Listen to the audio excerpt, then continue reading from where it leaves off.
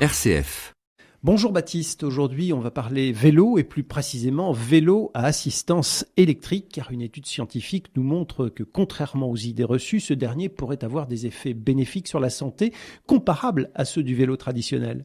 Oui, alors si vous aussi vous avez décidé de vous remettre à faire de l'activité physique et d'enfourcher la selle d'un vélo électrique après une longue période de laisser-aller, alors ouvrez bien vos oreilles car l'étude dont je vais vous parler va vous intéresser. Les chercheurs de l'université de Bâle en Suisse, qui ont publié cette étude dans le célèbre Clinical Journal of Sport Medicine, nous montrent que le vélo électrique est aussi bon pour la santé que le vélo traditionnel. Alors, je précise bien, Olivier, pour nos auditeurs adeptes du vélo traditionnel qui sont en train de sauter au plafond en m'écoutant, que cette étude concerne uniquement les personnes peu actives et ou en surpoids, et non les personnes qui font déjà du vélo tous les dimanches. Alors ça c'est intéressant, ça veut dire que si je ne suis pas du tout sportif et que je trouve la motivation nécessaire pour faire du vélo, eh bien j'aurai autant de bénéfices sur ma santé si je choisis un vélo électrique ou un vélo traditionnel. Et c'est tout à fait ça. Et pour nous le démontrer, les chercheurs ont sélectionné 30 personnes âgées de 30 à 50 ans qui étaient en surpoids et ou avec un faible niveau d'activité physique.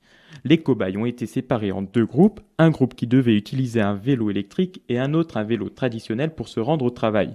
Chaque participant devait réaliser au minimum 6 km par jour, 3 fois par semaine, et ce sur une durée de 1 mois. Et comment ont-ils fait pour arriver au résultat qu'on connaît aujourd'hui ? Alors pour savoir si le VAE pour vélo à assistance électrique est aussi bénéfique pour la santé que le vélo traditionnel, les chercheurs ont évalué les capacités cardio-respiratoires, c'est-à-dire la capacité de l'organisme à s'adapter à l'effort de chaque participant en début et en fin d'expérience. Et les résultats nous montrent, attention Olivier, que les deux groupes ont augmenté leur performance de façon similaire, que ce soit avec le vélo à assistance électrique ou avec le vélo traditionnel.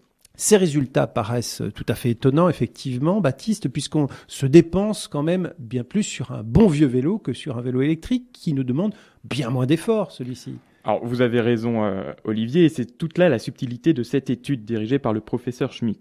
Alors selon lui, ces résultats s'expliquent par la motivation induite par une perception de l'effort moindre sur le vélo électrique que sur le vélo traditionnel. En gros, ce que nous dit cet homme, c'est que plus l'effort est perçu comme facile par le cycliste novice, plus il roule.